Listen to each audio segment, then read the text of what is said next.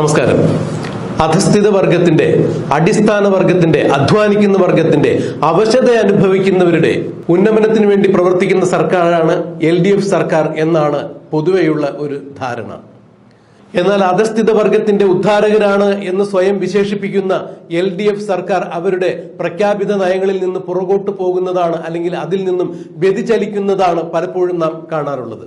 അടിമാലിയിൽ പെൻഷൻ കിട്ടാത്തതിനാൽ, ക്ഷേമ പെൻഷൻ കിട്ടാത്തതിനാൽ പിച്ചച്ചട്ടിയുമായി തെരുവിൽ തെണ്ടാനിറങ്ങിയ, ഭിക്ഷ തേടാനിറങ്ങിയ മറിയക്കുട്ടിയെ മജിസ്ട്രേറ്റ് മറിയ എന്ന് കളിയാക്കി വിളിച്ചു, ചട്ടിമറിയ എന്ന് കളിയാക്കി വിളിച്ചു.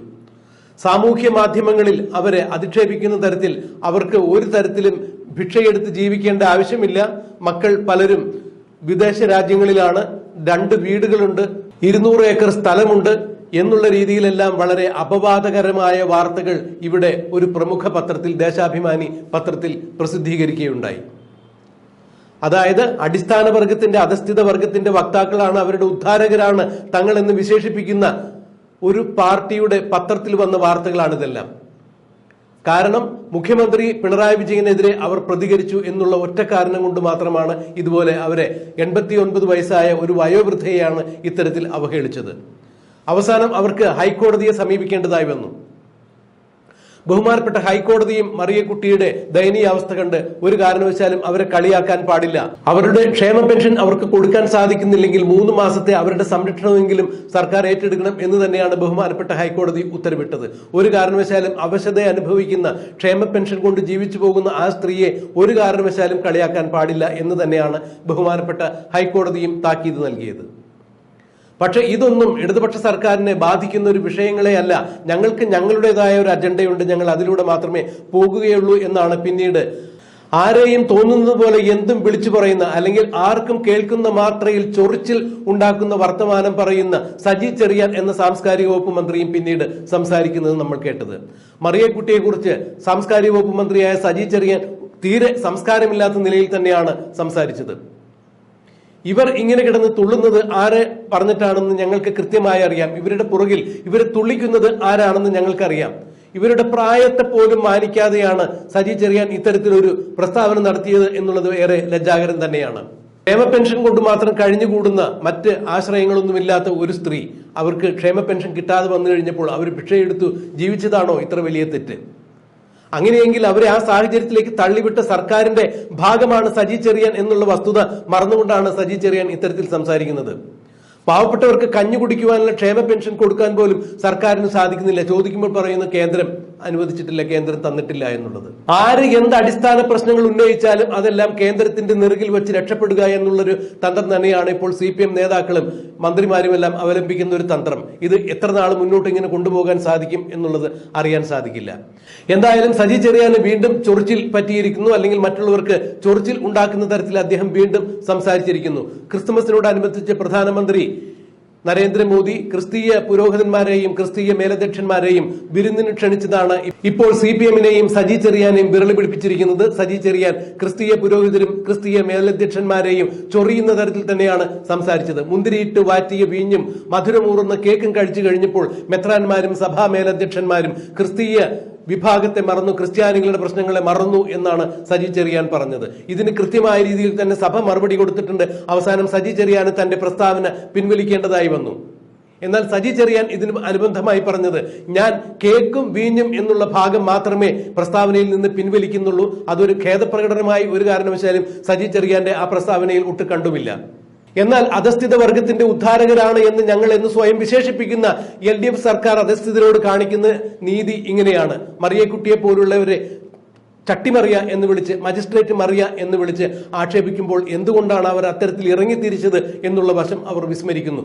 എന്ത് തന്നെയായാലും ഞങ്ങളുടെ പാർട്ടി നിലനിൽക്കണം. പാർട്ടിക്ക് എതിരായി ആര് എന്ത് പറഞ്ഞാലും, പാർട്ടിക്ക് തെറ്റുപറ്റിയാലും ഞങ്ങളത് ക്ഷമിക്കുന്ന പ്രശ്നമില്ല എന്ന തരത്തിൽ തന്നെയാണ് ഇപ്പോൾ CPM വക്താക്കൾ പെരുമാറുന്നത് എന്നാണ് രാഷ്ട്രീയ നേതാക്കൾ ചൂണ്ടിക്കാണിക്കുന്നത്.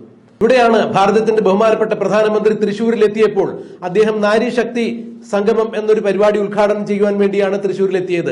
ഈ നാരീശക്തി സംഗമത്തിൽ പങ്കെടുത്ത സ്ത്രീകളാവട്ടെ കേരളത്തിൽ വിവിധ മേഖലയിൽ അവരുടെ പ്രാഗൽഭ്യം തെളിയിച്ചവർ തന്നെയായിരുന്നു. വസ്ത്രവ്യാപാര മേഖലയിൽ പ്രാഗൽഭ്യം തെളിയിച്ച ബീന കണ്ണൻ, കായികരംഗത്ത് ഇന്ത്യക്കും കേരളത്തിനും അഭിമാനകരമായ ഒട്ടേറെ മെഡലുകൾ നേടിത്തന്ന ബഹുമാനിയായ PT ഉഷ, പൊതുരംഗത്ത് സാമൂഹ്യ പൊതുരംഗത്ത് പ്രവർത്തിക്കുന്ന ഡോക്ടർ എം സുനിൽ, സംഗീത രംഗത്ത് പ്രവർത്തിക്കുന്ന വൈക്കം വിജയലക്ഷ്മി, ഇതുപോലെ നിരവധി വ്യക്തിത്വങ്ങൾ, നടി ശോഭന, ഇതുപോലെ നിരവധി പ്രാഗൽഭ്യം തെളിയിച്ച അതാത് രംഗത്ത് അവരവർ പ്രവർത്തിക്കുന്ന രംഗത്ത് പ്രഭാവം തെളിയിച്ച, വ്യക്തിപ്രഭാവം തെളിയിച്ച, അല്ലെങ്കിൽ അവരുടെ പ്രതിഭാവിലാസം തെളിയിച്ച വ്യക്തികളായിരുന്നു നാരി സംഗമത്തിന് തൃശൂരിൽ പ്രധാനമന്ത്രിക്കൊപ്പം വേദി പങ്കിട്ടത്. എന്നാൽ അവിടേക്ക് മറ്റൊരു പ്രത്യേകം ക്ഷണിതാവായി ഒരു അതിഥി കൂടി എത്തുകയുണ്ടായി. അത് കേരളത്തിന്റെ ഇപ്പോഴത്തെ മിന്നുന്ന താരമായ മറിയക്കുട്ടി തന്നെയായിരുന്നു. അതാത് മേഖലകളിൽ പ്രാഗൽഭ്യം തെളിയിച്ച വനിതകളെ വേദിയിൽ അണിനിരത്തി നടത്തിയ നാരി ശക്തി സംഗമത്തിൽ എങ്ങനെയാണ് മറിയക്കുട്ടിക്ക് ഇടം തേടാനായത് എന്നുള്ളത് വളരെ ചിന്തിക്കേണ്ട കാര്യം തന്നെയാണ്. വ്യക്തിഭേദങ്ങളില്ലാതെ, ഉച്ചനീചത്വങ്ങളില്ലാതെ കേരളത്തിലെ എല്ലാ വിഭാഗത്തിലുള്ള സ്ത്രീകളെയും പങ്കെടുപ്പിച്ചുകൊണ്ട് തന്നെയായിരുന്നു BJPയുടെ മഹിളാ മോർച്ച ഈ നാരി ശക്തി സംഗമം സംഘടിപ്പിച്ചത്. ഇന്ന് കേരളത്തിലെ സാമൂഹ്യ പ്രാധാന്യമുള്ള വിഷയങ്ങളിൽ ഏറെ ശ്രദ്ധ ചെലുത്തിയിരിക്കുന്ന, അല്ലെങ്കിൽ സാമൂഹ്യ രാഷ്ട്രീയ മണ്ഡലത്തിൽ തന്റേതായ ഇടപെടലുകൾ കൊണ്ട് ഏറെ ശ്രദ്ധേയായ മറിയക്കുട്ടിയെയും നാരി ശക്തി സംഗമത്തിലേക്ക് ക്ഷണിച്ചിട്ടുണ്ടായിരുന്നു. ഇന്ന് സമൂഹത്തിൽ നടക്കുന്ന ചെറുതും വലുതുമായ വിഷയങ്ങളിൽ തന്റേതായ അഭിപ്രായം വെട്ടിത്തുറന്നു പറയുന്ന സ്വഭാവത്തിനുടമ തന്നെയാണ് മറിയക്കുട്ടി. കേവലം പ്രൈമറി വിദ്യാഭ്യാസം മാത്രം നേടിയിട്ടുള്ള മറിയക്കുട്ടി പറയുന്ന പല കാര്യങ്ങളും ഒരുപക്ഷെ ബിരുദധാരികൾ പറയുന്നതിനപ്പുറമുള്ള കാഴ്ചപ്പാടുകളിലൂടെയുള്ള കാര്യങ്ങൾ തന്നെയാണ്.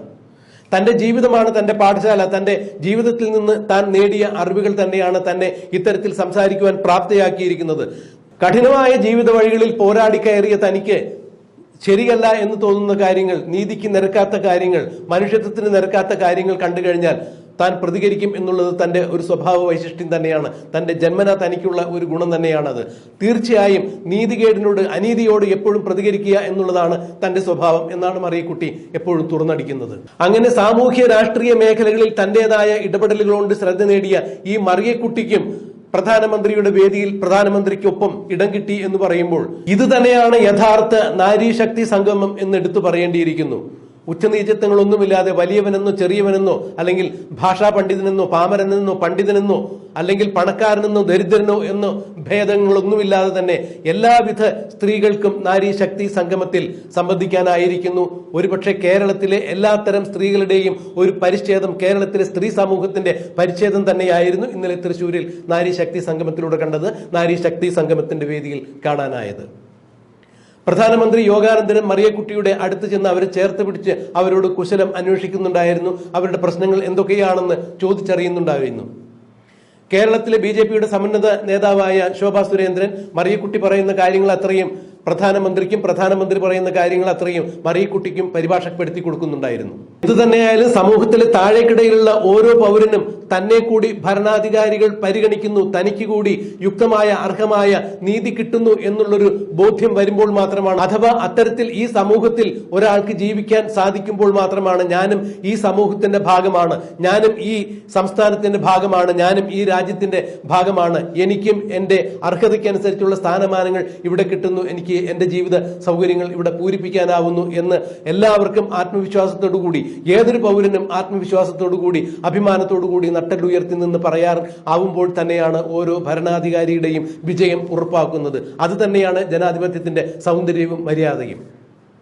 മറിയക്കുട്ടിയെ നാരി ശക്തി സംഗമത്തിന്റെ വേദിയിലേക്ക് ക്ഷണിച്ചത് വഴി ഇത് തന്നെയാണ് നമുക്ക് ജനാധിപത്യത്തിന്റെ സൗന്ദര്യബോധം തന്നെയാണ് അവിടെ ദർശിക്കാനായത്.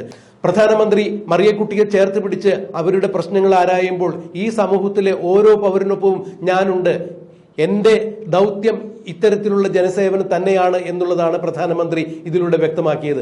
എന്തായാലും പ്രധാനമന്ത്രിക്കൊപ്പം വേദി പങ്കിടാൻ കഴിഞ്ഞത് തന്റെയും സൗഭാഗ്യമാണെന്ന് മറിയക്കുട്ടിയും ചേർന്ന് പറയുകയുണ്ടായി. കേരളത്തിൽ പിണറായി വിജയൻ സർക്കാർ തനിക്ക് നൽകാത്ത നീതിയാണ് പ്രധാനമന്ത്രിയിൽ നിന്നും ലഭിച്ചത് എന്നാണ് മറിയക്കുട്ടി ചേർത്ത് പറഞ്ഞത്. ഇതൊരു മറിയക്കുട്ടിയുടെ മാത്രം പ്രശ്നമല്ല. കേരളത്തിൽ ഇതുപോലെ അർഹമായ നീതി നിഷേധിക്കപ്പെട്ട, അർഹമായ അംഗീകാരങ്ങൾ നിഷേധിക്കപ്പെട്ട, അർഹമായ പെൻഷനുകൾ നിഷേധിക്കപ്പെട്ട നിരവധി ആളുകളുടെ പ്രതിനിധിയാണ് മറിയക്കുട്ടി. ആ മറിയക്കുട്ടിയാണ് പ്രധാനമന്ത്രി അടുത്ത് വിളിച്ചു നിർത്തി തങ്ങളുടെ പ്രശ്നങ്ങൾ എന്താണെന്ന് ചോദിച്ചറിഞ്ഞിരിക്കുന്നത്. കേരളത്തിലെ ഇത്തരത്തിലുള്ള ആളുകളുടെ പ്രശ്നങ്ങൾ തന്നെയാണ് മറിയക്കുട്ടി പ്രധാനമന്ത്രിയുമായി പങ്കുവച്ചത്. തീർച്ചയായും പ്രധാനമന്ത്രി മറിയക്കുട്ടിയെ ധരിപ്പിച്ച വിഷയങ്ങൾക്ക് ശാശ്വതമായ സത്വരമായ ഒരു പരിഹാരം ഉണ്ടാകും എന്ന് തന്നെയാണ് മറിയക്കുട്ടിയുടെ പ്രതീക്ഷ. നാരി ശക്തി സംഗമത്തിൽ മറിയക്കുട്ടിക്ക് ഇനിയും ലഭിക്കാതെ പോയ നീതി ലഭിക്കട്ടെ എന്ന് തന്നെ നമുക്ക് പ്രത്യാശിക്കാം.